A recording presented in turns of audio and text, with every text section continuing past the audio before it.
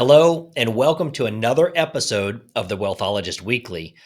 This is a weekly time where we really dissect the complexities of the financial world with the goal of helping you build more enduring wealth. I'm Chris Hobart, the Wealthologist, and today, I wanted to dive into what I think is a pretty timely and crucial topic, which is the resilience of financial markets through different types of crises. Think about all the ones that we faced in the past. So we're going to do that today. We're going to look at historical events. We're going to look at their impacts on the markets. And then I want to take some time to discuss why really what we consider a long-term investment strategy is usually your best companion during the financial storms. So let's start with that quick journey through market history.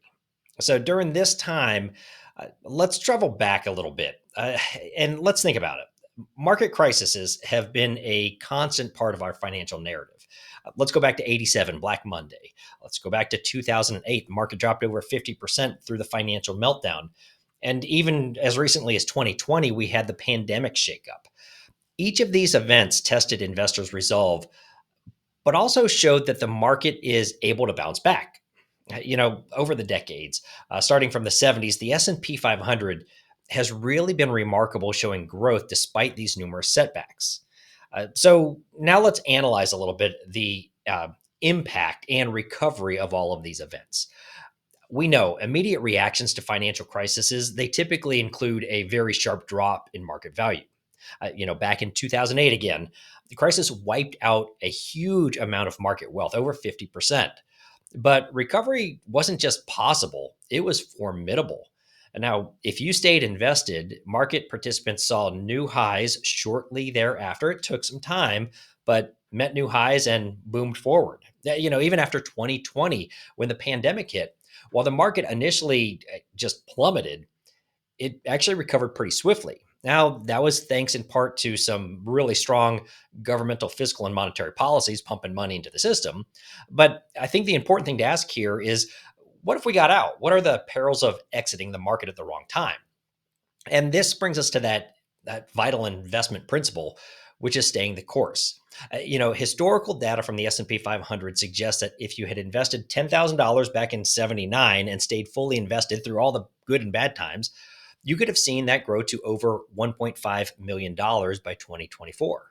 Now, if you simply missed out on the 10 best days in this period, it would have cut your returns by over 50%. This is a compelling argument for long-term investment and resilience in the face of volatility, which makes us have to ask, what's the most effective strategies during market lows? So what do we do when the market seems to be in a downturn? That's scary times, right? First, you've got to ensure that you've got robust investment plans that includes diversification of your assets to help mitigate risk. Second, you've got to maintain that long-term view. Our discussion today, I think it really underscores the benefit of patience and persistence, which are, when we're talking about investing, essential qualities for any successful investor. And my hope is that this reaffirms that financial markets are inherently resilient. Now, as we've seen through the ups and downs over the past decades, the trajectory has been overwhelmingly positive over the long term. Short term, choppy; long term, great.